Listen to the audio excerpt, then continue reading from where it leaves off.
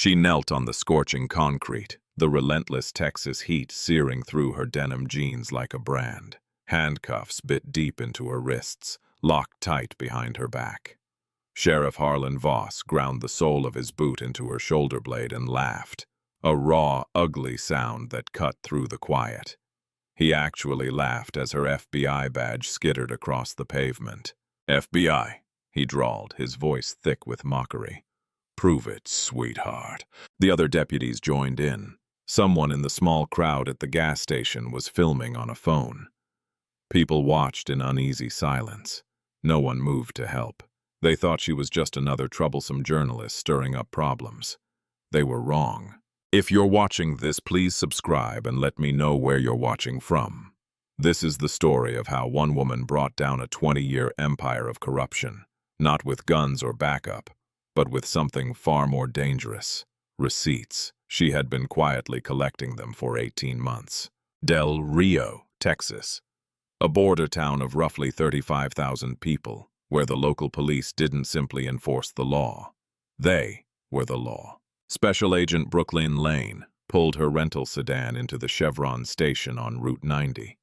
The afternoon was sweltering, the air hot, dry, and dusty. She had just finished topping off her tank when a patrol car rolled up behind her, lights flashing but no siren. Deputy Ramirez stepped out, mid-30s, aviator sunglasses, the kind of swagger that came from never being questioned. He took his time walking over. "License and registration," he said. No greeting, no explanation. Brooklyn kept her hands visible. "Of course, officer. May I ask what this is about?"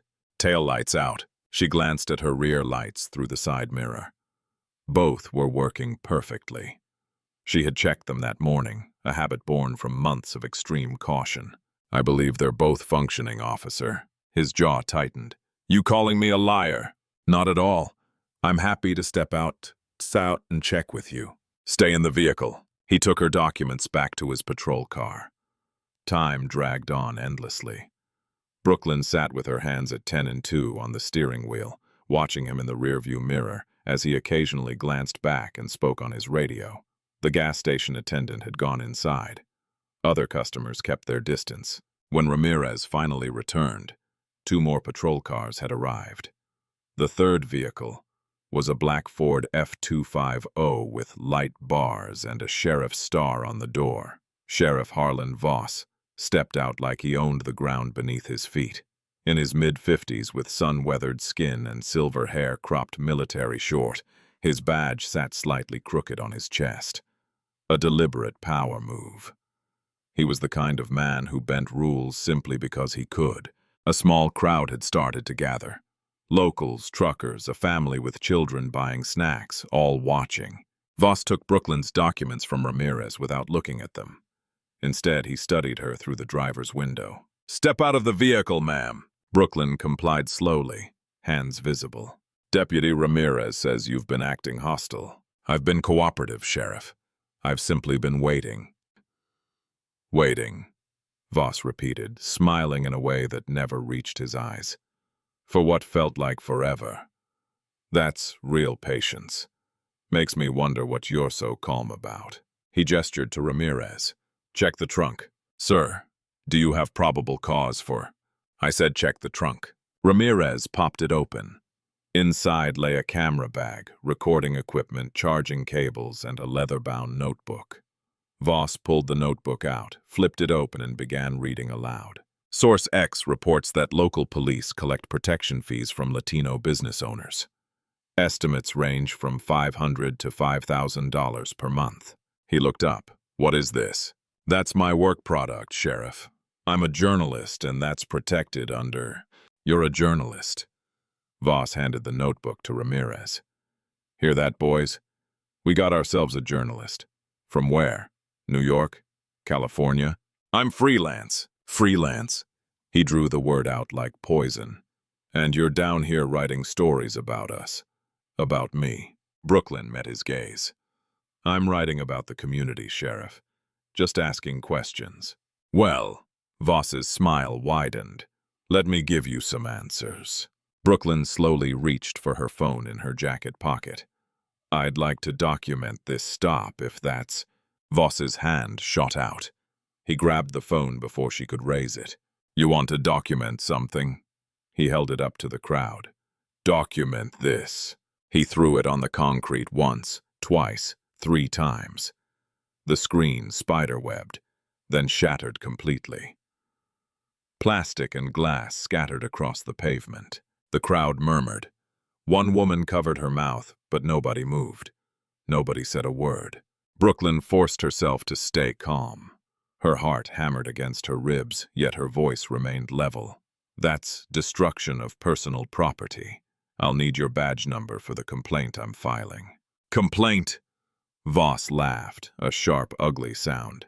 You can file it from a cell. He nodded to Ramirez. Cuff her. On what charge? Assaulting an officer. I haven't touched anyone. You tried to strike Deputy Ramirez when he approached your vehicle. I saw it. He saw it. Deputy Alvarez over there saw it. Voss gestured to the 3rd officer. That's 3 sworn statements against your word. Ramirez pulled out the handcuffs. Brooklyn didn't resist. She didn't fight. She let him cuff her hands behind her back, felt the metal bite into her wrists, felt the sun beating down on her neck. As they pushed her toward the patrol car, she glanced at the crowd one last time. A teenage boy was recording on his phone. An older man shook his head slowly. A Latina woman had tears in her eyes. Nobody intervened. Through the dusty window of the patrol car, Brooklyn watched the crowd disperse. The teenage boy with the phone had already been approached by Deputy Alvarez.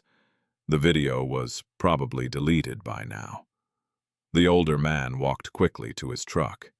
The Latina woman hurried her children toward their van, glancing back over her shoulder, like she expected to be next.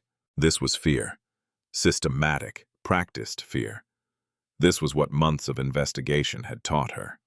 Del Rio wasn't just a town with a corruption problem. It was a town where corruption had replaced the law entirely, where the police didn't serve the community. They controlled it.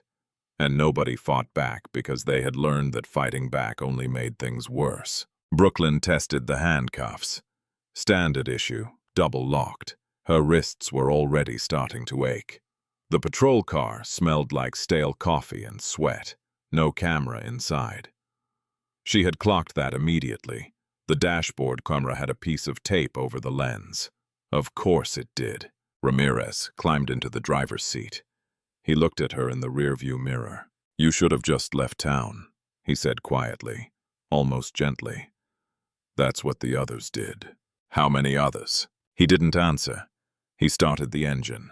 As they pulled away from the gas station, Brooklyn caught one last glimpse of her rental car, still parked at the pump, trunk open, her equipment scattered, her destroyed phone glinting in the sun. But Voss and his deputies didn't know about the backup phone in her shoe.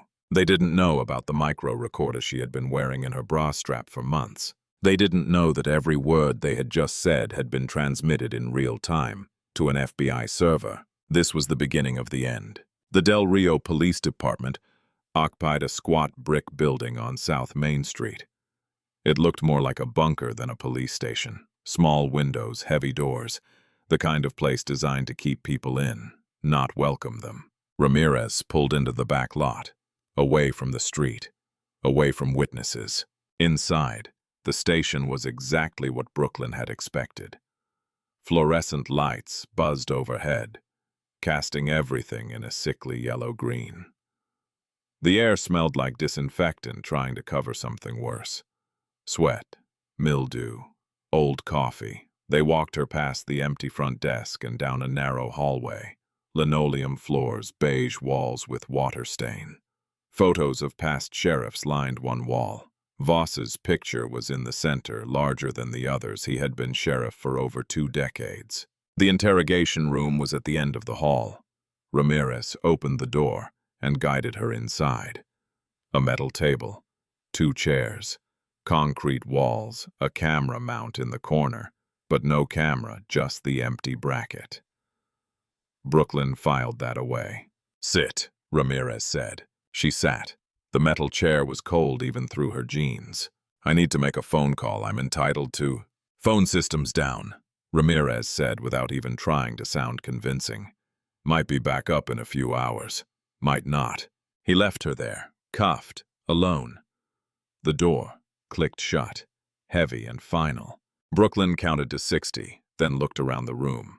No two-way mirror, too obvious. But there would be audio somewhere, maybe multiple sources. She scanned the ceiling corners, the light fixture, the air vent. There it was. A small black circle in the vent, likely a lens or microphone, probably both. She shifted in the chair, testing the handcuffs again. If she needed to, she could slip them. She had been trained for that. But not yet. She needed to see how far they would go, needed them to feel confident, needed them to talk. Months of building a case, and she was finally inside their house. The fluorescent lights buzzed. The air conditioning clicked on with a rattle. Somewhere down the hall, a door slammed. Brooklyn waited. She was very, very good at waiting. The door opened after what felt like an eternity. Sheriff Voss walked in carrying a manila folder. He tossed it on the table. It landed with a slap that echoed off the concrete walls. He didn't sit, just stood over her, arms crossed. You know what this is? Brooklyn didn't answer. This is your file, and it's interesting reading. He flipped it open.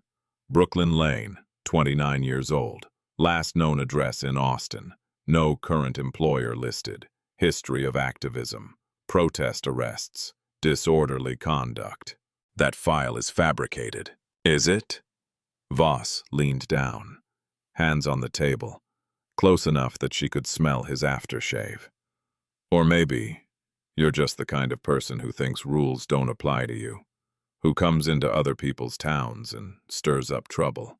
I'd like to contact my lawyer. Phone's still down. Then I'd like to speak with a superior officer. Someone from the Texas Rangers, perhaps. Voss smiled. You don't get it, do you? There's no cavalry coming. There's no one to call. You're in my house now. He pulled out the chair across from her and finally sat, relaxed like they were old friends having coffee. I've handled 8 women just like you, he said conversationally. Journalists, activists, bleeding hearts. They come down here thinking they're going to save the poor immigrants, expose the corrupt small-town cops. You know what happened to them? Brooklyn kept her face neutral. They left. Drove right back north with their tails between their legs because they figured out real fast that nobody here wants to be saved and nobody's going to believe their little stories. He tapped the fabricated file. So, here's what's going to happen. You're going to sign a statement admitting you filed a false report and you're going to get the hell out of Texas. Or, he let it hang. Or what? Or you're going to see just how creative our justice system can be. Voss opened the folder wider and turned it so Brooklyn could see.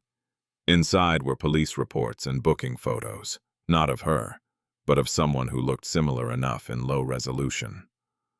Arrest records from Austin, Dallas, Houston, all fake, all professionally done.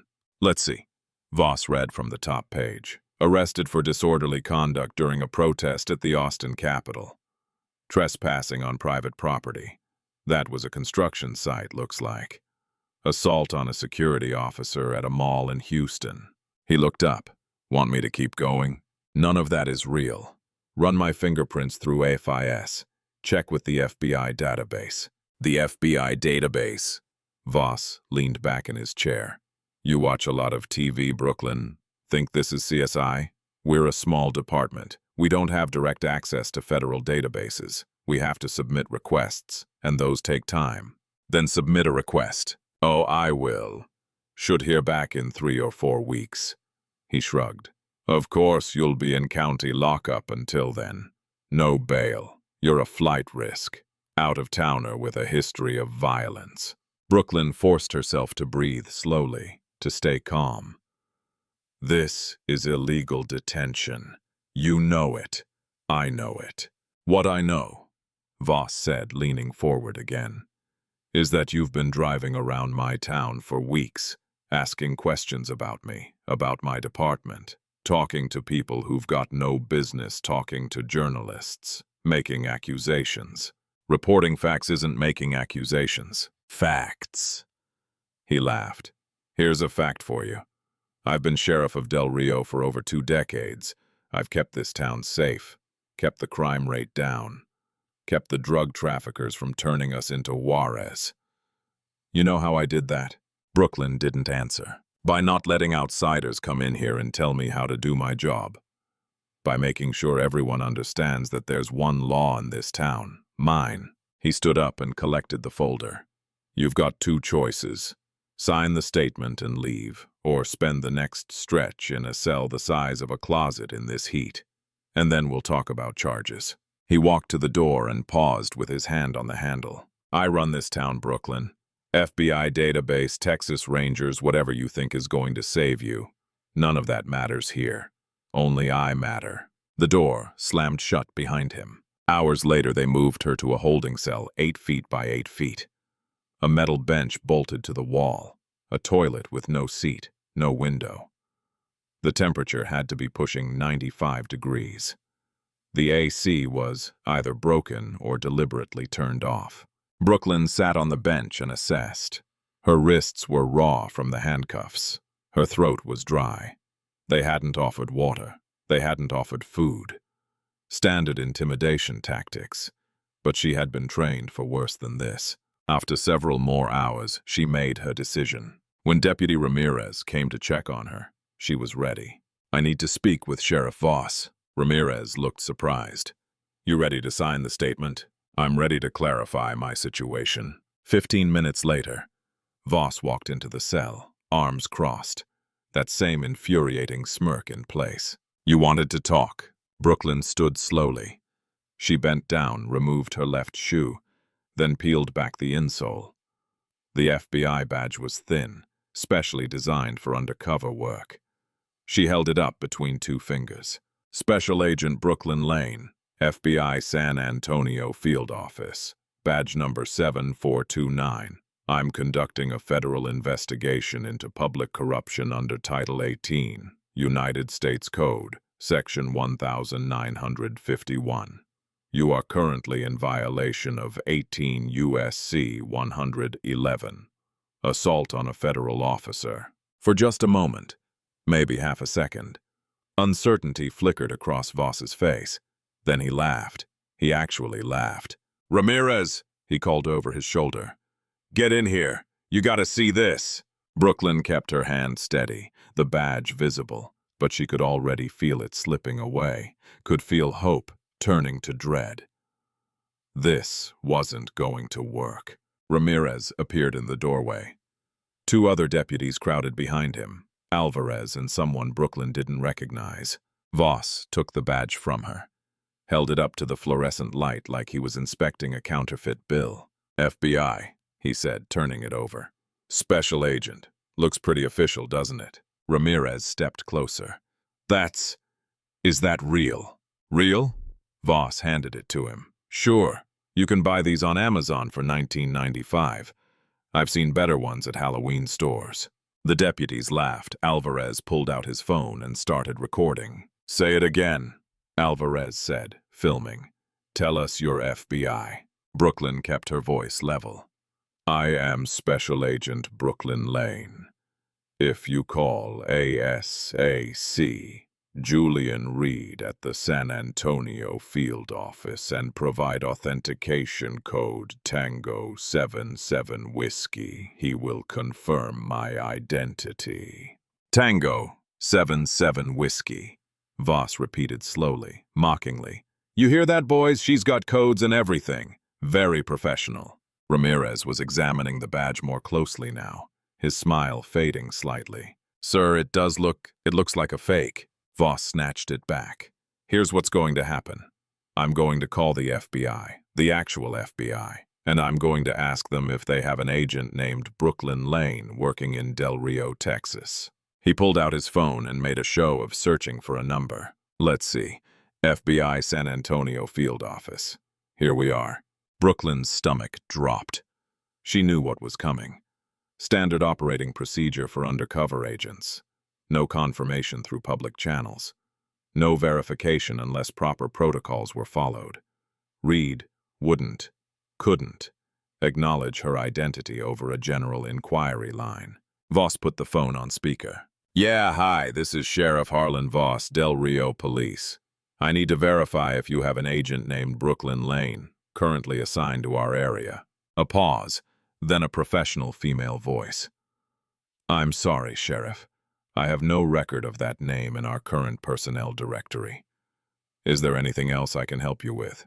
Voss's smile was triumphant. No, ma'am, that's all I needed. He hung up and held up the badge.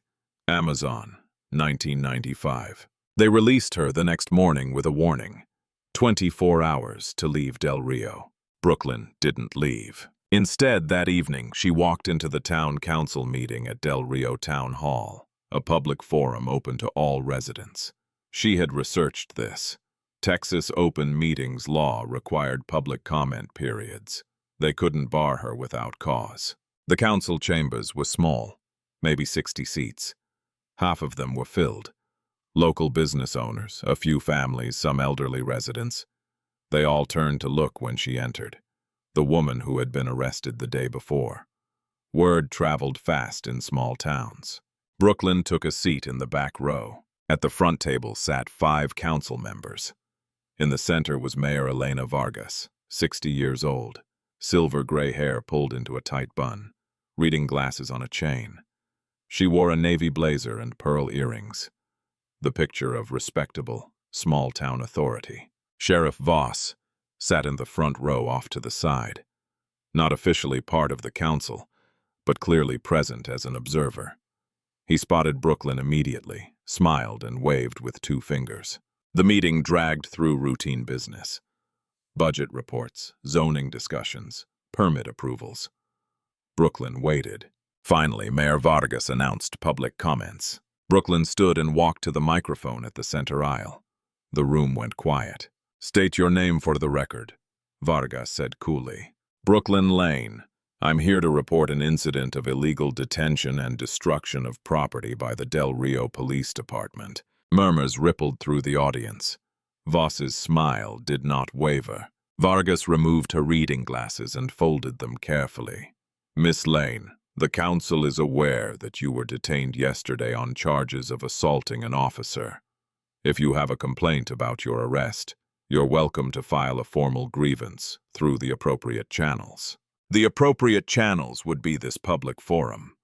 Mayor, I'm a journalist conducting research in your community, and You were arrested lawfully, Vargas interrupted. We've reviewed the incident report. Deputies Ramirez, Alvarez, and Sheriff Voss all witnessed your aggressive behavior. If you're dissatisfied with the outcome, you may appeal to the county court. I have evidence that... What evidence, Miss Lane? Vargas's voice was silk over steel. The phone you claim was destroyed? We have no record of that. The camera equipment you say was seized? All returned to you this morning undamaged. Unless you have new information, I'm afraid this council cannot help you. Brooklyn held up her replacement phone. She had bought it that morning. I can provide sworn testimony about... Miss Lane, this is a town council meeting, not a trial. We don't take testimony here. Council member Garcia, sitting to Vargas's right, nodded. If you believe a crime has been committed, file a police report. File a police report with the department that detained me illegally. There was nothing illegal about your detention, Council member Rodriguez said from the left side of the table. You were arrested on probable cause, processed according to protocol, and released within 24 hours. That's standard procedure. Brooklyn looked around the room. The other residents were staring at their laps. Nobody met her eyes. She recognized one of them, the Latina woman from the gas station, the one who had had tears in her eyes. Now, she sat rigid, hands clasped tightly, looking at nothing. I understand that several other journalists have attempted to report on law enforcement activities in Del Rio over the past few years, Brooklyn said. What happened to them? They left, Mayor Vargas said simply. Just as you should. Because they were harassed, because they realized there was no story here. Del Rio is a peaceful community. We've had the same sheriff for over 2 decades because he keeps us safe. Crime rates are low. Residents are satisfied. Vargas leaned forward slightly. If you're looking for corruption, Miss Lane, you're looking in the wrong place. Sheriff Voss stood up from his seat and turned to face Brooklyn directly. I think what Mayor Vargas is trying to say, he announced loudly enough for the whole room to hear, is that we don't appreciate outsiders coming here and making accusations, especially fake FBI agents. A few people laughed. Others shifted uncomfortably. This is your last warning, Vargas said. She picked up her gavel. Leave Del Rio, Ms. Lane. There's nothing for you here. She banged the gavel once. Sharp. Final. Meeting adjourned. The council members stood and began gathering their papers. Voss walked toward the exit, pausing to pat one of the elderly residents on the shoulder, playing the good sheriff. Brooklyn remained at the microphone for a moment longer. Then she turned and walked out. Behind her, she heard whispers, felt the weight of eyes on her back. Nobody followed her. On the wall near the exit hung a banner. Del Rio, safe community for over 2 decades. She took a photo of it with her phone. Evidence. The Del Rio Herald had shut down years earlier. The building still stood on East Garfield. Windows papered over, a for-lease sign faded by sun and weather. Brooklyn found Carlos Mendoza in the parking lot behind it. He was working under the hood of a Chevy pickup, his mobile mechanic business, according to the magnetic sign on the truck's door. He was stocky, in his late 30s, grease stains on his hands and forearms. He looked up when her shadow fell across the engine block. Not taking new customers today, he said without looking at her face. I'm not looking for a mechanic. My name is Brooklyn Lane. I know who you are. He grabbed a wrench and adjusted something in the engine. Everybody knows who you are. The fake FBI agent who got arrested. I'm not fake. Don't matter what you are, you need to leave me alone. Brooklyn stepped closer. You were a deputy here, Del Rio PD, until a few years ago. You were dismissed for insubordination. Carlos's jaw tightened. He slammed the hood shut. Who told you that?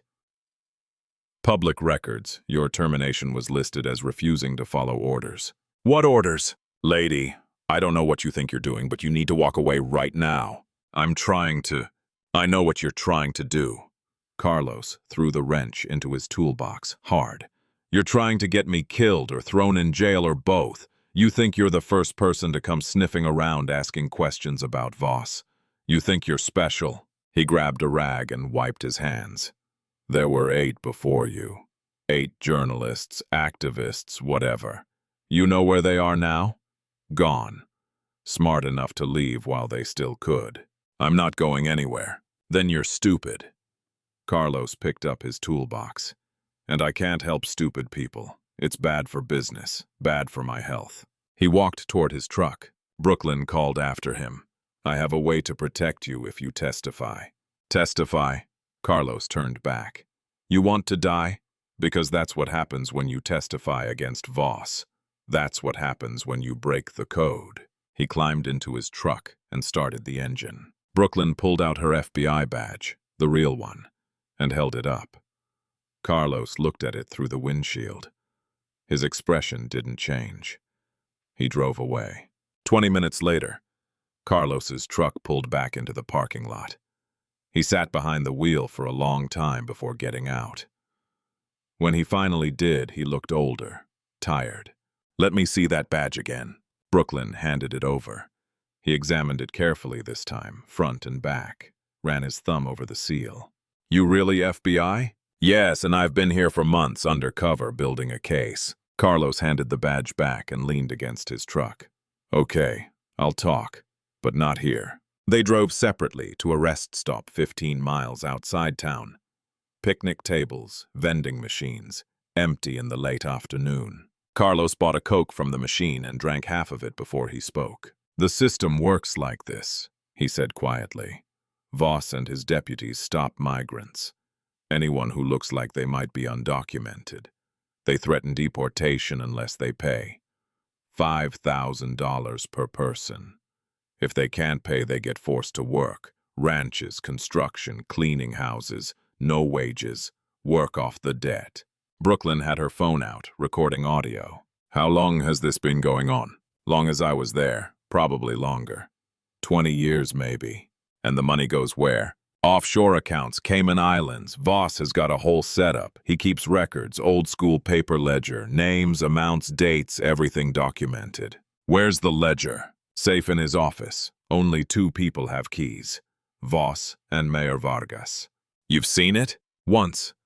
Before I figured out what I was looking at. Carlos crushed the empty Coke can. That's when I started asking questions. That's when Voss labeled me a problem. A few weeks later, I was fired for insubordination. Will you testify against Voss, against the whole department? He shook his head. They'll kill me. Not if you're in federal protection. Witness security program. New identity, new location. Full protection. I have a family, Carlos interrupted. A wife, 2 kids. You asking me to uproot their entire lives? Brooklyn met his eyes. I'm asking you to help me stop this before there's a 48th victim. Carlos stared at the horizon. The sun was starting to set. Orange and pink bleeding across the Texas sky. Give me time to think, he finally said. Before you go, Brooklyn said, I need you to understand something. Everything I do, everything I record, it's backed up in real time to FBI servers. I have equipment they don't know about. She opened her jacket and showed him the tiny microphone, clipped inside the collar, disguised as a button. This has been running for months. Every conversation, every threat, every transaction I've witnessed. It transmits to a secure cloud server. Even if they destroy the device, the recordings are already stored. Carlos looked at it. They took your phone, your equipment. They took my obvious equipment, the stuff I let them see. She pulled a small device from her pocket that looked like a lipstick tube. This is a backup recorder, voice activated, and the bag they confiscated yesterday had another microphone sewn into the lining. Where's that bag now? Evidence locker at the station, which is... Brooklyn checked her phone and pulled up a building schematic. Approximately 10 meters from Mayor Vargas's office at Town Hall. Walls are thin in that building. Built in the 70s. Cinder block and drywall. Carlos understood. You're recording them. Every word. If Voss meets with Vargas in her office, if they discuss anything related to this operation, I'll have it. That's... Carlos paused. That's actually pretty smart. I've been doing this a long time. Brooklyn closed her jacket. If you decide to help, I can protect you. The FBI has resources. We can get you and your family into witness protection. But I need that ledger, Carlos. It's the physical evidence that makes everything else stick. I'll think about it, he said again. But this time his voice sounded different. This time he sounded like he might actually say yes. That night, Brooklyn parked 3 blocks from Town Hall. Good sightline to the building, dark enough to be invisible. The town council meeting had ended earlier. Most of the building's lights were off now, but on the 2nd floor, one window remained lit. Mayor Vargas's office. Brooklyn put in her earpiece connected to the remote monitoring feed from the microphone in her confiscated bag. The signal was weak but functional. She could hear rustling movement in the evidence room. Then voices, faint, getting closer. She turned up the gain. Footsteps on tile, a door opening. The sound quality improved. They were in or near Vargas's office. Now Voss's voice. We need to talk about the Lane woman. Brooklyn adjusted the frequency, pulled out a legal pad and pen, and started making notes with timestamps. This was it. This was what she had been waiting for. The evidence room was 10 meters from Vargas's office. The microphone wasn't in the same room where they were talking, but it was close enough. Voices carried through the old building's thin walls, through the ventilation system. Close enough to hear, close enough to record. Brooklyn watched the lit window and saw shadows moving behind the blinds. 2 figures. She pressed record on her backup device, belt and suspenders. The primary feed was already streaming to the FBI server, but she always kept local copies too. "Start talking," she whispered. In the town hall, Voss and Vargas began to discuss how to handle her, and Brooklyn Lane recorded every single word. The audio crackled, then cleared. Voss's voice. "The journalist is handled. Scared her off. She'll be gone by tomorrow." Vargas. "You're sure?" She seemed persistent at the council meeting. "Trust me, they always leave. The fake FBI badge was a nice touch, though. I'll give her credit for creativity." A pause. Papers rustling. Vargas. "Did she actually have evidence?" "Nothing that matters. Some notes. A broken phone. Ramirez confiscated her recording equipment. It's in evidence lockup now. She's got nothing." "Good." Vargas's voice was crisp, businesslike. "We can't afford another incident like a few years back. That reporter from Houston nearly... Well, he left. They all leave." Brooklyn wrote faster. Her hand was cramping, but she didn't stop. Voss, again. "Speaking of business, next group arrives Tuesday. 15 people. That's 5,000 each." Vargas. 75,000. Split 2 ways. 37.5 apiece. I'll make the deposit Wednesday night. Usual account. Cayman. "Yes, same routing number as last time." Brooklyn felt her heart racing. This was it. Direct admission, money laundering, extortion, conspiracy, all recorded, all time-stamped. She checked her phone. The primary transmission was still active. The data was flowing to the FBI server in real time. Even if Voss found her right now, even if they destroyed every device she had, this conversation was already preserved in federal databases. Evidence. Admissible. Undeniable evidence. "Make sure Ramirez keeps a low profile for a few weeks," Vargas continued. "After that scene at the gas station, we don't need attention." "He's solid. All my guys are solid." "They'd better be. We've built this operation for 2 decades. I won't see it destroyed by some journalist with a notebook." "You won't," Voss said. "I promise you that." The recording continued. Brooklyn kept writing. At midnight, Brooklyn used her encrypted phone to call ASAC Julian Reed. He answered on the second ring. "Lane, status report." "Sir, I have confession on tape. Voss and Mayor Vargas discussing extortion payments, 75,000 from a new group arriving soon. Direct mention of Cayman Island accounts." A pause. That's exactly what we need. Excellent work. I also have a potential witness. Former Deputy Carlos Mendoza. He's seen the ledger, knows the system inside and out. If I can convince him to testify... "No," Reed's voice was firm. "Abort the operation. Extract immediately." Brooklyn froze. "Sir, you've been compromised. They know you're investigating. The situation is too dangerous. We'll use the recordings you've already collected and build the case from Washington." "With respect, sir, I'm this close to getting the physical ledger. That's the smoking gun. That's what makes this case airtight. Agent Lane, that's an order. Extract within 48 hours. Something in his voice was off. Too quick, too eager to shut down the investigation when they were on the verge of breakthrough. "Understood, sir," Brooklyn said. But she didn't understand. She ended the call and sat in her car, staring at the dark town hall building. Her instincts were screaming. Something wasn't right. 3 hours later, at nearly 4 in the morning, Brooklyn's phone buzzed. Text from Carlos. "They know. Voss just called me, asked about the FBI woman. You've been compromised. Get out." Brooklyn's blood went cold. She called him immediately. He answered, whispering. "How did they know to contact you?" Brooklyn asked. "I don't know. I was careful. Nobody saw us at the rest stop." "What exactly did Voss say?" "He said, I know you met with the Lane woman today. I know what she's trying to do. If you talk to her again, you're done in this town. You and your family." Carlos's voice was shaking. "Brooklyn, he knew the timing. He knew where we met. Someone told him. Who else knew about our meeting?" "Nobody, just you and me." Brooklyn's mind raced. She had reported to Reed at midnight. 3.5 hours later, Voss knew about Carlos. No, that wasn't possible. She pulled up her encrypted email on her phone, logged into the FBI internal system using her emergency access credentials, and found her recent reports to Reed.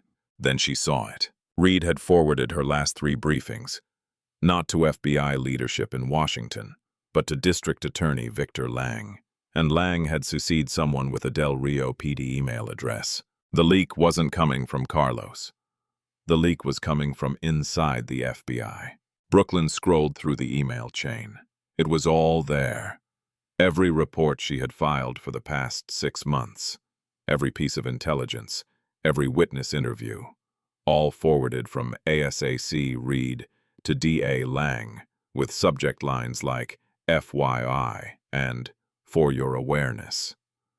And Lang had been forwarding them to someone identified only as hv@delriop.gov, Harlan Voss.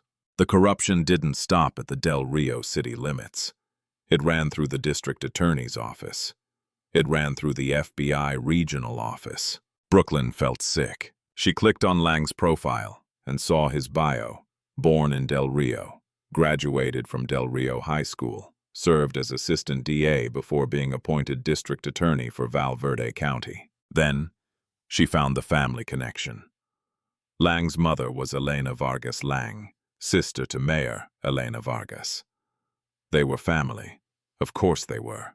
And Reed, she dug deeper and found donations to his re-election campaign for some local board position he held. Significant donations from a PAC that, when she traced it, led back to shell companies registered in the Cayman Islands, the same offshore network Voss used. Brooklyn sat back in her car seat and stared at the ceiling. She had been operating under the assumption that the corruption was local, a small-town problem. But this was bigger. This was a network. This was systematic infiltration, and she was completely alone. She couldn't trust her chain of command, couldn't trust the local DA, couldn't trust anyone in the official system. She had evidence, she had recordings, but she had no way to deliver them through normal channels without Voss being warned first. Brooklyn pulled up a new contact on her phone. Not FBI, not law enforcement, a journalist. Time for Plan B. Maya Ellison answered on the 4th ring, groggy. This better be good. It's 4 in the morning. My name is Brooklyn Lane. I'm an FBI agent with months of recordings documenting systematic corruption in a Texas border town. My chain of command is compromised. I need a journalist who can't be intimidated. A pause. Then, I'm listening. They met at a diner, 40 miles outside Del Rio. Far enough to be safe. Close enough to get there before dawn. Maya arrived first. Early 40s. Sharp eyes behind wireframe glasses. A leather messenger bag that probably cost more than Brooklyn's car. She had won a Pulitzer a few years earlier for exposing police corruption in Baltimore. Brooklyn slid into the booth across from her, ordered coffee, and waited for the waitress to leave. Show me what you have, Maya said. Brooklyn pulled out her phone and played 30 seconds of the Voss Vargas conversation. The part about $75,000 and Cayman accounts. Maya's expression didn't change, but her posture shifted. She leaned forward. How much more of this do you have? 127 audio files. Months of recordings, documented transactions. Testimony from 47 victims. Bank records I've obtained through federal subpoenas. And there's a physical ledger in Voss's office safe that has everything. Names, amounts, dates. And your FBI office is compromised. Your supervisor has been feeding your reports to the local DA, who's feeding them to Voss. You can't go through official channels. Maya took off her glasses and cleaned them with her napkin. You want me to publish? I want you to help me hold a press conference. Public, live-streamed, impossible to shut down or ignore. I'll testify under oath. We'll release the recordings. Force the FBI to act. When? The following morning, 10 o'clock. Austin Press Club. Maya looked at her for a long moment. You know they'll come after you. Your career, your credibility, everything. They already are, Brooklyn said, but they can't come after the truth if it's public. Maya held out her hand. I'm in. They spent the next hour planning. Maya made calls, woke up her editor, contacted the Austin Press Club. By dawn, it was confirmed. 10 o'clock the next morning at the Austin Press Club, Maya said, typing on her laptop. One of the main conference rooms. Capacity for 50 journalists. We'll live stream on 3 platforms simultaneously: YouTube, Facebook, X. They can't take down all 3 at once. By the time anyone tries to stop it, the story will already be out. I need one more thing, Brooklyn said. Someone to authenticate the documents, a notary with credibility. You have someone in mind? Judge Eleanor Shaw, retired federal judge, 72 years old. She's known for being incorruptible. If she verifies the bank records and witness statements, it adds weight. Maya nodded. I know Judge Shaw. She hates corrupt cops more than anyone I've ever met. Her grandson was killed by a dirty officer years ago. She'll do it. Brooklyn felt something close to relief. Not quite hope. She had learned not to hope. But at least a sense that the plan might work. One problem, Maya said. You still need that ledger. Without it, they can claim the recordings are taken out of context. They can claim the bank records are falsified. But if you have Voss's own handwritten records... I know, can you get it? I'm going to try. That's not a plan. It's the only plan I have. Brooklyn finished her coffee. In the meantime, prepare everything else. Assume I won't get the ledger. Can we still make the case? We can make a hell of a case, Maya said. But with the ledger, it's ironclad. Then I'll get it. Brooklyn didn't know how yet, but she had a few days. The next morning, Brooklyn drove to Carlos's garage. It was destroyed. The front window was smashed. Tools scattered across the parking lot. One of the hydraulic lifts had been toppled over. Spray paint across the walls. Snitches get buried. Carlos sat on the curb, head in his hands. His wife stood next to him, holding their 2 children close. The children were crying. Brooklyn parked and got out slowly. Don't, Carlos said without looking up. Don't come near us. Carlos, I'm sorry, I'll get you protection. Protection? He finally looked at her. His right eye was swollen shut, purple and black. Blood crusted around his nose. Where was your protection last night when 3 men kicked down my door? Where was your protection when they held a gun to my daughter's head? Brooklyn felt like she had been punched. What? They came to my house. 2 a.m. ski masks. Knew my kids' names. Knew where they go to school. Knew my wife's work schedule. Carlos stood up, wincing. They said if I talk to you again, they'll kill my family. Not me. My family. His wife was crying silently. The little girl, maybe 7 years old, clung to her mother's legs. I can get you into witness protection, Brooklyn said. Federal protection. New identities, new city. They'll never find you. No. Carlos's voice was flat. Dead. I'm not uprooting my kids' entire lives. I'm not living in fear for the next 20 years. I'm on. The press conference is tomorrow morning. If you testify... I'm not testifying! He shouted it, then caught himself and lowered his voice. I'm not testifying. I'm not helping. I'm taking my family and we're leaving Del Rio, moving to San Antonio, maybe Austin, somewhere Voss doesn't own.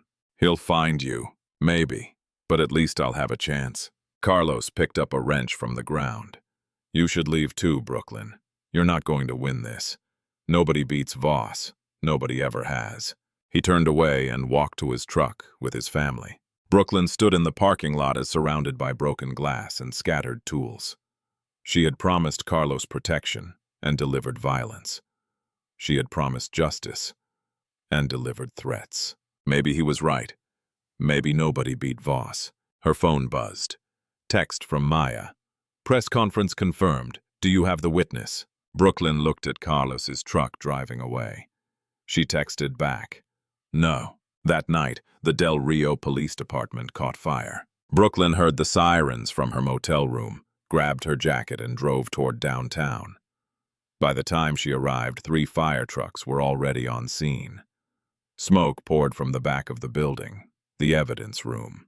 She parked 2 blocks away and watched. Sheriff Voss stood in the parking lot, arms crossed, watching his officers coordinate with firefighters.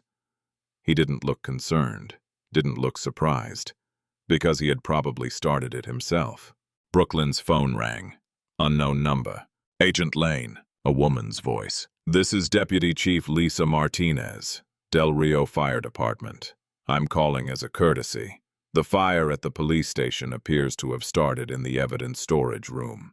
I understand you had property stored there. Yes, camera equipment, a bag. I'm sorry to inform you that the room sustained significant damage. Most items will be total losses. The fire marshal is investigating the cause, but initial reports suggest electrical failure. Electrical failure? Brooklyn repeated. Yes, ma'am, I'm very sorry. Brooklyn ended the call. The bag with the hidden microphone was gone, burned, destroyed. But Voss didn't know, couldn't know, that every recording from that microphone had been transmitted in real time to FBI servers. The physical device was gone, but the data was preserved, encrypted, backed up, stored in 3 separate locations. They destroyed the recorder, but not the recordings. It was almost funny. Brooklyn watched the firefighters spray water into the smoking building, watched Voss shake hands with the fire chief, watched him play the concerned sheriff, worried about his department's loss. Her phone buzzed again, this time a text from a number she didn't recognize. You have 24 hours to leave Del Rio. If you're still here tomorrow morning, there will be consequences. This is your final warning. No signature, didn't need one.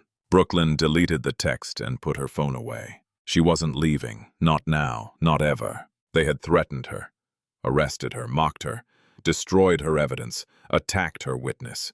But they hadn't stopped her, and tomorrow, she was going to start pushing back. But first, she needed to survive tonight, because if they were sending threats like this, it meant they were planning something worse. Brooklyn drove back to her motel, didn't sleep, sat in her car in the parking lot with the doors locked and her backup phone on the seat next to her, waiting. The next morning, the local news ran the story. Brooklyn saw it on the television in the motel breakfast area, the Del Rio morning show. A perky anchor with too much makeup smiled into the camera. In local news, District Attorney Victor Lang announced yesterday that a woman claiming to be an FBI agent has been harassing local law enforcement. Authorities say the woman, identified as Brooklyn Lane, has been presenting a fake badge and making false accusations against Sheriff Harlan Voss and his department. Cut to footage of Lang at a press conference. Suit and tie, American flag in the background, the picture of official authority. We take these allegations very seriously, Lang said gravely. Ms. Lane has a history of mental health issues and was actually dismissed from FBI training several years ago. She's been impersonating a federal agent, which is itself a serious crime. We're currently working with the real FBI to bring charges. Brooklyn's hands clenched around her coffee cup. Mental health issues. Dismissed from training. All lies. All documented in fake records that would take weeks to disprove through official channels. And by then, the damage would be done. Her phone rang. Maya, have you seen the news? I'm watching it now. They're trying to destroy my credibility before tomorrow, and it's working. My editor just got a call from ProPublica's legal team. They're concerned about liability, publishing accusations from someone who might be mentally unstable. I'm not mentally unstable. Those records are fabricated. I know that. But proving it takes time, and we don't have time. Maya paused. Brooklyn, there's a chance they might pull the press conference. Too much legal risk. They can't. They can. They might. Brooklyn closed her eyes. Then we do it anyway. Just you and me. We live stream it ourselves. No official venue, no corporate backing. Just the truth. That's career suicide for both of us. Better than letting them win. Silence on the line. Then, tomorrow morning, 10 o'clock, I'll send you the location. That afternoon, Brooklyn returned to her motel room and found the door open. Not kicked in. Not forced. Opened with a key. Someone had access. The motel manager, a deputy with a warrant, or just Voss's people, paying for information. Didn't matter. Brooklyn drew her service weapon, a Glock 19 she had kept hidden in her jacket, and swept the room. Empty, but thoroughly searched. Mattress flipped. Drawers opened. Her suitcase unzipped and contents scattered. Her backup laptop was gone. She had kept it under the bathroom sink, wrapped in a towel. Not the world's greatest hiding spot, but enough to fool a casual search. They had been thorough. Brooklyn holstered her weapon and assessed. The laptop was encrypted with 256-bit AES encryption. Even with top-level decryption tools, it would take months to crack, maybe years, and she had set it to wipe after 10 failed password attempts, so the data was probably safe. But they had sent a message. "We can get to you anywhere. We know where you sleep. We can reach you whenever we want." Brooklyn grabbed what was left of her belongings, stuffed everything into her suitcase, checked out at the front desk. The manager wouldn't meet her eyes. Confirmation that he had been the one who gave them access. She couldn't stay in Del Rio, too exposed. She drove to a different motel in Eagle Pass, 30 miles west, paid cash, registered under a fake name. Parked her car 2 blocks away instead of in the motel lot. Then she sat on the edge of the scratchy motel bed and did something she rarely allowed herself to do. She questioned whether this was worth it. 47 victims, 20 years of corruption, justice. Was it worth her life? Yes. Yes, it was. Late that night, Brooklyn received an email sent from a burner address, routed through multiple proxies. Untraceable. Subject line, final warning. Body. Leave Del Rio by midnight tomorrow, or you will not leave alive. This is not a threat. This is a promise. We know where you are. We know what you're planning. The press conference will not happen. You will not testify. You will disappear and nobody will care. Your choice. Drive away tonight or get carried away in a bag. You have 13 hours. No signature, no details, just cold clinical certainty. Brooklyn read it 3 times. Her hands were shaking slightly. Not fear. Well, not just fear. Adrenaline. Her body preparing for fight or flight.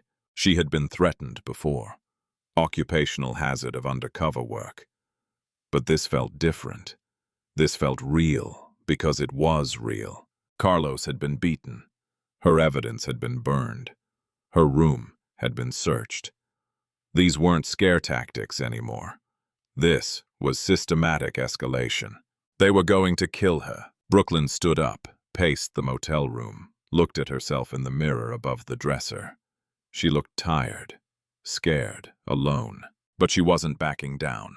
She opened her laptop, started a new email, addressed it to Maya, Judge Eleanor Shaw, her sister in California, and 3 other journalists whose work she respected. Subject: if anything happens to me. Body: attached are encrypted files containing months of evidence regarding corruption in Del Rio, Texas. Passwords will be automatically revealed if I don't check in every 12 hours. Please publish everything. She attached the files, set up the dead man's switch, and hit send. Then she checked her gun. Full magazine. 1 in the chamber. 13 hours until the press conference. She just had to survive until then. Early the next morning, Brooklyn left Eagle Pass, 2 hours to Austin. Plenty of time to reach the press conference. She took Highway 277 north. Empty roads, sunrise bleeding orange across the desert. The landscape was beautiful in that harsh, unforgiving way Texas could be. Her phone rang. Maya. Where are you? About 90 miles out. I'll be there by 9. Good. Judge Shaw confirmed she'll be authenticating the documents on camera. And I've got confirmations from CNN, Washington Post, and the Texas Tribune. This is going to be big. Brooklyn, let's hope we... Red and blue lights flashed in her rearview mirror. Brooklyn's stomach dropped. I've got to go. She ended the call, checked the mirror again. Black Ford pickup, light bar, Del Rio Sheriff's star on the door. They were over 100 miles outside Del Rio. Outside their jurisdiction. This wasn't a traffic stop. This was an abduction. Brooklyn considered running, flooring it. Her rental sedan wouldn't outrun a pickup, but she could try to reach a populated area, find witnesses, call for help. But before she could decide, two more vehicles appeared. One ahead, one behind, boxing her in. She had no choice. Brooklyn pulled over, drew her weapon, held it ready. The driver's door of the lead truck opened. Sheriff Harlan Voss stepped out. He wasn't in uniform. Jeans and a work shirt. No badge. This wasn't official. This was personal. Two more men emerged from the other vehicles. Deputy Ramirez and someone Brooklyn didn't recognize. Bigger, rougher, not a cop. Hired muscle. Voss walked toward her car slowly. No rush. He knew she had nowhere to go. They pulled her from the car, took her gun, zip-tied her hands in front of her, covered her head with a hood. The drive lasted maybe 20 minutes. Brooklyn tried to track turns, estimate direction, but gave up after the fourth or fifth change. They were deliberately disorienting her. When they finally stopped and pulled off the hood, she was in a warehouse. Empty, abandoned, rust on the metal walls, broken windows high up letting in strips of dusty light. No one would hear her scream here. Voss stood in front of her. Behind him, Ramirez and the hired muscle. The third man kept his hand near his belt. Gun, probably. Last chance, Brooklyn. Voss's voice was almost gentle. Sign this. He held up a piece of paper. It's a confession. You're mentally unstable. You fabricated accusations. You apologize to me and my department. You leave Texas and never come back. Go to hell. Sign it and you walk out of here. Don't sign it. He shrugged. Tragic car accident. Happens all the time on these back roads. Woman falls asleep at the wheel. Vehicle catches fire. Nobody survives. You're going to kill me? Brooklyn kept her voice steady. Kill a federal agent? You think you'll get away with that? You're not a federal agent. FBI already disavowed you. You're just a disturbed woman with delusions. No. Brooklyn looked past him to Ramirez. Deputy Ramirez, you really okay with this? With murder? Ramirez shifted uncomfortably. Didn't answer. He does what I tell him, Voss said. They all do. That's how this works. That's how it's always worked. The hired muscle stepped forward and pulled a gun. Brooklyn's heart hammered. This was it. This was really happening. Wait, she said. Voss smiled. Ready to sign? No. Just wanted to make sure you heard this clearly. She looked directly at him. I have a GPS tracker, and you're completely... Voss's smile faltered. What? My watch. Brooklyn held up her zip-tied wrists. The standard-issue black sports watch she had been wearing for months. It's not a normal watch. It's a GPS tracker. Standard equipment for undercover FBI agents operating in high-risk situations. Been transmitting my location in real time to the San Antonio field office since you pulled me over.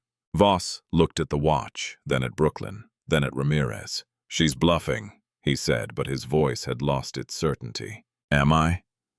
Brooklyn kept her eyes on his. You pulled me over at mile marker 89 on Highway 277. That was outside your jurisdiction. That was kidnapping. Then you drove me, approximately southwest for 20 minutes. We're probably in Maverick County now. You transported me across county lines against my will while I was transmitting a distress signal. Your phone is in my truck. I checked it. I didn't say phone. I said GPS tracker, built into the watch. It doesn't make calls, doesn't text, just transmits coordinates and a biometric reading. If my heart rate spikes, like it did when you pulled me over, it triggers an automatic emergency protocol. Ramirez's face had gone pale. Boss, she's lying, Voss insisted. She's lying. But Brooklyn could see the doubt creeping in. Could see him doing the math, calculating the risk. FBI policy, Brooklyn continued, her voice calm, almost conversational. When an undercover agent's emergency beacon activates, the nearest field office dispatches a tactical team immediately. They don't ask questions. They don't wait for confirmation. They just respond.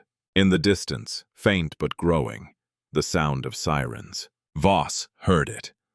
They all heard it. "No," he whispered. The sirens grew louder. Brooklyn smiled. "I told you. You're finished." The warehouse doors exploded inward. "FBI! Hands up! FBI!" 6 tactical agents in full gear poured through, rifles raised, moving with precision. The hired muscle dropped his gun immediately. Hands up. Smart. Ramirez did the same, shaking, terrified. Voss reached for his belt. "Don't!" An agent fired.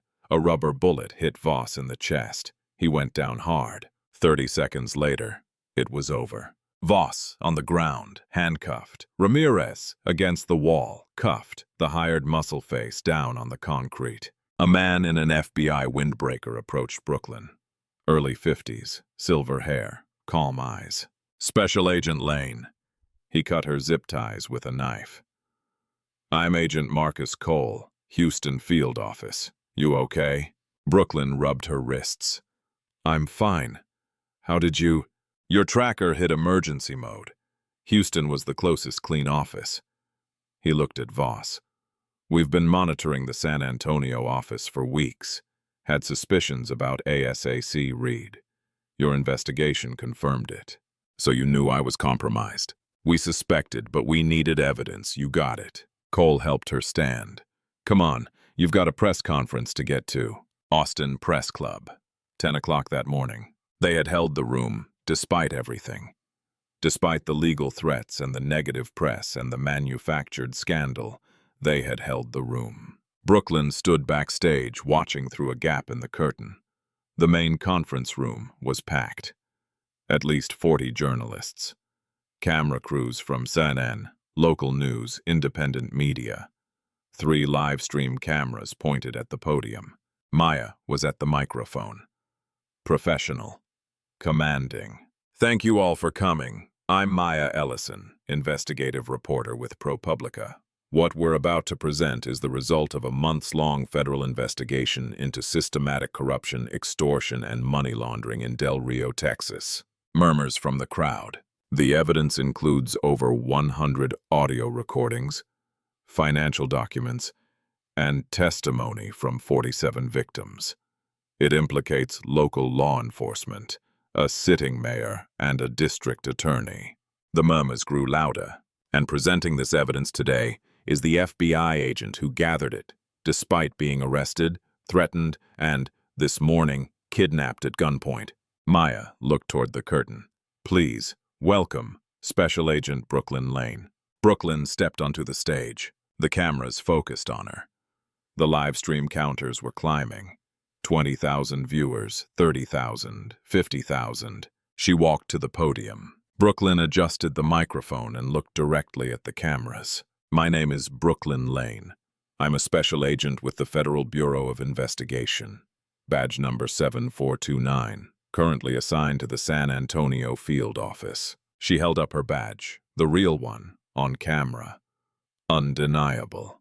For the past months, I've been conducting an undercover investigation into Operation Border Justice, a systematic extortion ring targeting undocumented immigrants in Del Rio, Texas. The operation is run by Sheriff Harlan Voss and Mayor Elena Vargas, with the assistance of multiple deputies and the complicity of District Attorney Victor Lang." A reporter raised her hand. "How do you know?" "I have 127 audio recordings documenting the operation. I have financial records showing offshore accounts in the Cayman Islands. I have testimony from 47 victims who were extorted for amounts ranging from $3,000 to $10,000 each." Brooklyn pulled out a USB drive and held it up. "This contains everything, and it's also been provided to the FBI director, the Justice Department, and 3 major news organizations. There's no containing this anymore." She paused. "The corruption ends today." Maya stepped back to the podium. "We're now going to play one of those recordings. This conversation took place between Sheriff Voss and Mayor Vargas in the mayor's office at Del Rio Town Hall." She nodded to a technician. The audio played through the speakers. Voss's voice, crystal clear. Next group arrives Tuesday, 15 people. That's 5,000 each. Vargas, 75,000. Split 2 ways, 37.5 apiece. I'll make the deposit Wednesday night. Usual account. Cayman.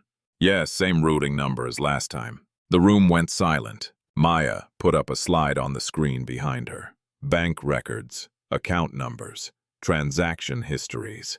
These are the Cayman accounts referenced in that recording. Over the past several years, more than $4.2 million have been deposited. We've traced the sources back to Del Rio and confirmed they match the testimony of victims. Another slide, a ledger page, handwritten entries, names, amounts, dates. This is from Sheriff Voss's personal safe, seized this morning by FBI agents. It contains records going back 20 years. Flashbulbs popped. Journalists typed frantically. The evidence was undeniable. We also have footage, Maya said, from this morning's arrest. The screen changed. Video from a police body camera. Sheriff Harlan Voss in handcuffs being walked out of the warehouse by FBI agents. His face was bruised from the rubber bullet. His expression was pure fury. An agent read him his rights. You have the right to remain silent. Anything you say can and will be used against you in a court of law. Cut to Voss being loaded into an FBI vehicle. Cut to the motorcade arriving at FBI San Antonio headquarters. Cut to Voss being perp-walked through a crowd of cameras, hands cuffed behind his back, FBI windbreaker thrown over his shoulders. Sheriff Voss has been charged with extortion, money laundering, conspiracy, kidnapping of a federal officer, and obstruction of justice, Maya said. He's being held without bail pending trial. More footage. Mayor Elena Vargas being arrested at Del Rio Town Hall. Agents leading her out in handcuffs while town employees watched in shock. The video switched to live footage from Del Rio. A crowd had gathered outside the police station. Some people were crying. Others were cheering. An elderly Latina woman held a sign, "Justice for Maria." Another sign, "We were afraid to speak, now we can." The system was collapsing and the whole country was watching. A CNN reporter stood up. "What about District Attorney Lang?" Brooklyn took the microphone back. D.A. Lang has been charged federally with obstruction of justice and conspiracy. We have evidence that he received reports about this investigation from a compromised FBI supervisor and forwarded them to Sheriff Voss, effectively acting as a mole within the justice system. More gasps. ASAC. Julian Reed of the San Antonio field office has been suspended pending an internal investigation into his role in leaking classified information. We believe the corruption extended beyond Del Rio into federal law enforcement. Maya added, Mayor Vargas was arrested while attempting to delete files from her office computer. FBI forensics teams have recovered the data. It includes financial spreadsheets matching the ledger entries, communication logs with Voss, and correspondence with offshore banking officials. On-screen footage of Vargas in an interrogation room, stone-faced, refusing to speak. Deputy Ramirez has agreed to cooperate with investigators, Brooklyn said. He's providing testimony about the operation's inner workings in exchange for a reduced sentence. 9 other officers from the Del Rio Police Department have been suspended pending investigation. A reporter from the Texas Tribune raised her hand. How many victims in total? We've identified 47 victims willing to testify, but we believe the actual number is much higher. Possibly hundreds over the past 2 decades, and they're all safe. They're all being protected. Federal witness protection for those who need it. Immigration relief for those who qualify. And we're working on getting them justice. In the months that followed, Del Rio looked different. Not physically. Same buildings, same streets, same Texas heat. But the atmosphere had changed. People walked differently, looked you in the eye. Fear had lifted. The new sheriff was a woman named Rosa Mendez, 43 years old, born in Del Rio. She had been one of Voss's victims years earlier, extorted for $5,000 after being stopped on a fabricated traffic violation. Now she wore the badge. Brooklyn attended the swearing-in ceremony at Town Hall, the same building where Mayor Vargas had tried to shut her down months earlier. Different energy entirely. "I swear to uphold the Constitution of the United States and the laws of the state of Texas," Rosa said, hand on a Bible, "and to serve the people of Del Rio with integrity, transparency, and justice." The crowd, easily 200 people, applauded. The interim mayor, appointed by the governor after Vargas's arrest, stepped to the microphone. "Sheriff Mendez will be overseeing comprehensive reforms. All officers will be retrained. Body cameras will be mandatory on every shift. An independent civilian review board will investigate complaints, and we're implementing quarterly audits of all department finances." More applause. Brooklyn stood in the back, watching. Agent Marcus Cole from Houston was next to her. "You did good work," he said quietly. "We did good work. Your team saved my life. That's the job." He paused. "Speaking of which, the director wants you in Washington. They're creating a new task force, public corruption, focus on border regions. They want you to lead it."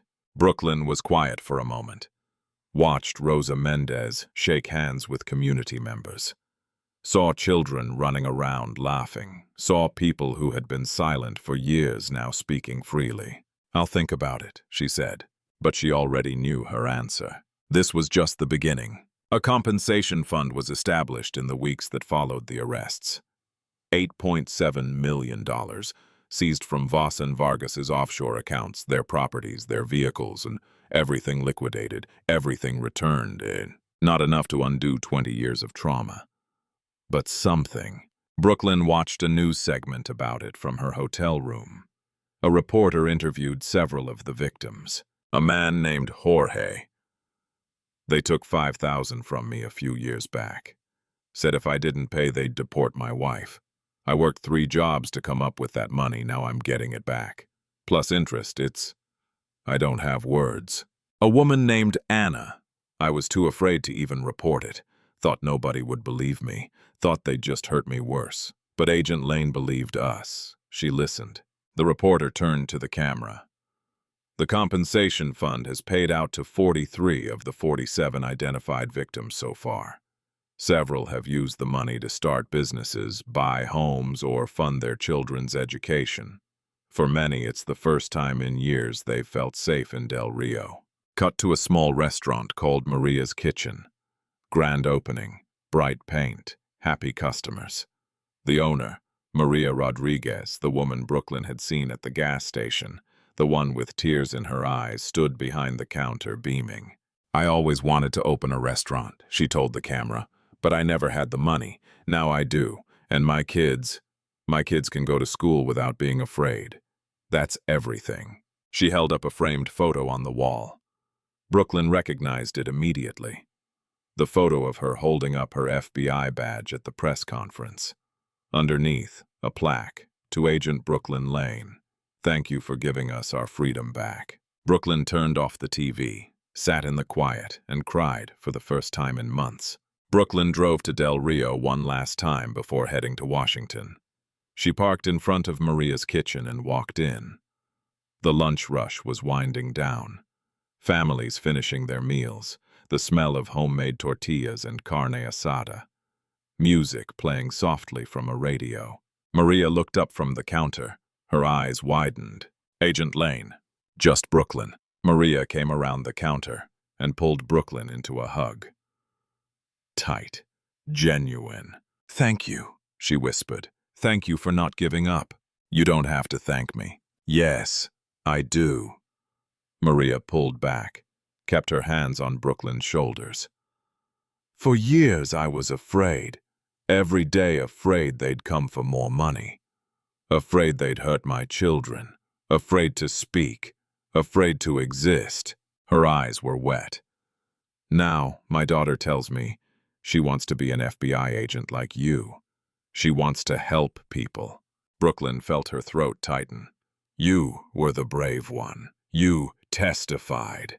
That took courage.